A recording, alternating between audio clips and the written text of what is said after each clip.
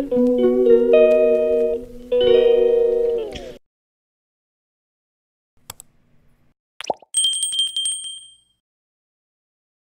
সকাল বন্ধুরা, আশা করি সবাই ভালো আছেন। আমিও ভালো আছি। তো আজকের ব্লগটা বাগান থেকে শুরু করছি। তো প্রায় দিনই বাগান থেকে বেশিরভাগ ব্লগগুলো শুরু করি। তো সকাল সকাল এরকম বাগানে ঘুরতে ঘুরতে ব্লগ শুরু করতে আমার খুব ভালো লাগে, জানেন তো। তো দেখুন সূর্যি মামা উঁকি ঝুঁকি দিচ্ছেন। তো এখন সকালে উঠোন ঝাঁট দেওয়া হয়ে গেছে, আর এখন চলে এসেছি ঠাকুর ঘরের বাসি কাজগুলো করব। তো বাসি কাজগুলো করে নিই, আর ঠাকুর ঘরের সামনে এসে দেখি কি জানেন তো, দেখুন কীরকম খেজুরের বীজ পড়ে আছে।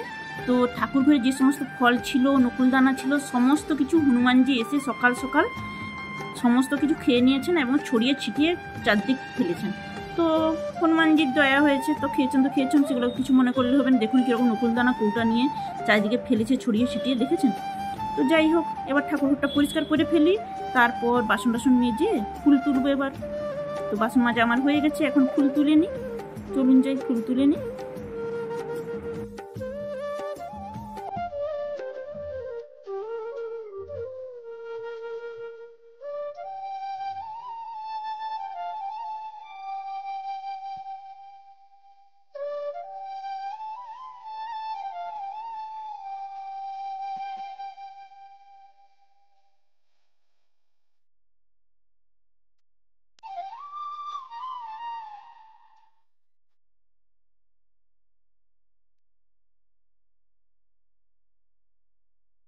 ফুল তোলার পর চলে আসলাম এখানে, বিছানা তুলছি। বাসি বিছানাগুলো এই যে মশলাটা গুছিয়ে নিয়ে তারপর বেড কভারটা চেঞ্জ করে নেব।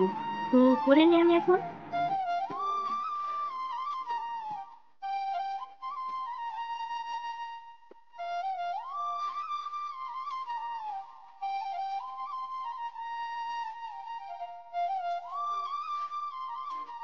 বেড কভার চেঞ্জ করতে করতে দেখুন চলে এসেছি আমাদের এখানে যে পুজো মণ্ডপ।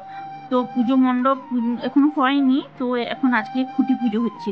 তো খুঁটি পুজো সবাই দিদিরা মিলে এসছে। তো 8টা থেকে আসবো বলছিল, তো 8টার সময় এসেছিলাম, তখন আসেনি, 8:30 বেজে গেছে আসতে। তখন পুজো শুরু হয়ে গেছে অলরেডি। এই যে খুঁটি পুজো হচ্ছে এখন।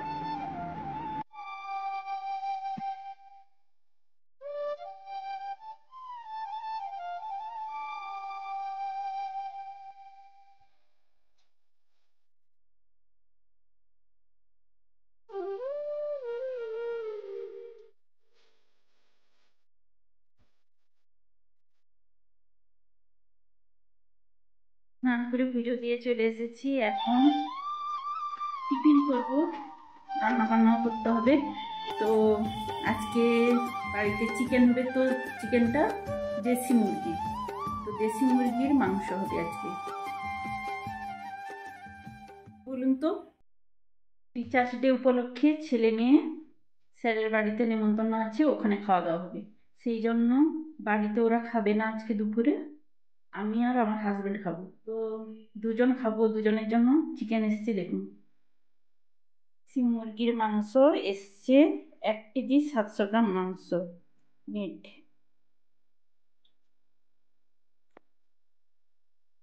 তো মাংস ধুয়ে রেখেছি, রান্না বান্না শুরু করব। তো মাংসটা এতটা হয়তো আমরা দুজন খেতে পারবো না, রাতে ছেলে মেয়ে খাবে। তো এখন সব গুছিয়ে নিই, তারপর রান্না বান্না শুরু করব।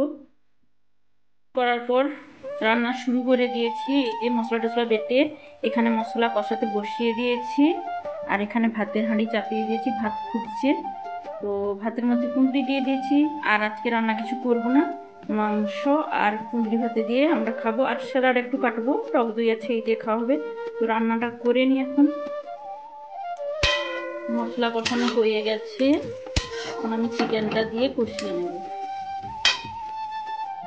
তো রান্না হয়ে গেছে, আর আমার হাজবেন্ড চলে এসছে, ওকে খেতে দিয়ে দিয়েছি। আর এখন আমি খাবো। আর কিছুটা চিকেন, কষা চিকেনগুলো তুলে রেখে দিয়েছি, ফ্রিজে রেখে দেবো, পরের দিন আবার রান্না করে নেব। তো খাওয়া দাওয়ার পর চলে আসলাম, এখন বসে পড়েছি একটু শিল্পকলা করতে। তো এই যে মাটির পাত্রগুলো দেখছেন, এগুলো আমাদের পুজোতে আসে। তো পুজো হওয়ার পরে এগুলো ধুয়ে রেখে দিয়েছি আমি একটু, এগুলো পিন করে একটু কি বলুন তো ডিজাইন করবো। তো এতে যেগুলো বড় বড় সেগুলো গায়ে লাগালেও দেখতে ভালো লাগে, আর এমনি ছোটোগুলো সাজিয়ে রাখলেও ভালো লাগে। তো আমি আজকে এই জন্য বসে পড়েছি, এখন ঘুমাবো না, বিছানা নেবো না, এগুলোই করবো এখন, করে ফেলি আমি।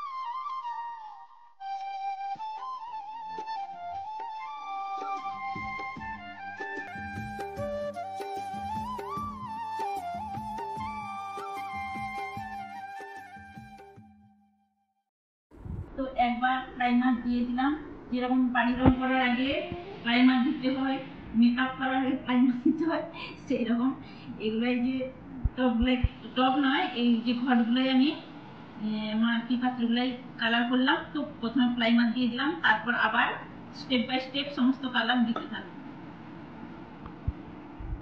ছেলে মেয়ে যে ড্রয়িং করে সেই ড্রয়িংয়ের কালারগুলো আছে সেগুলো একটু একটু যেটা যেরকম আছে লাগিয়ে দেবো। তো আমার তো এটা কোনো প্রদর্শনীতে যাবে না, আমি বাড়িতে করবো, সাজিয়ে রাখবো, এই জাস্ট।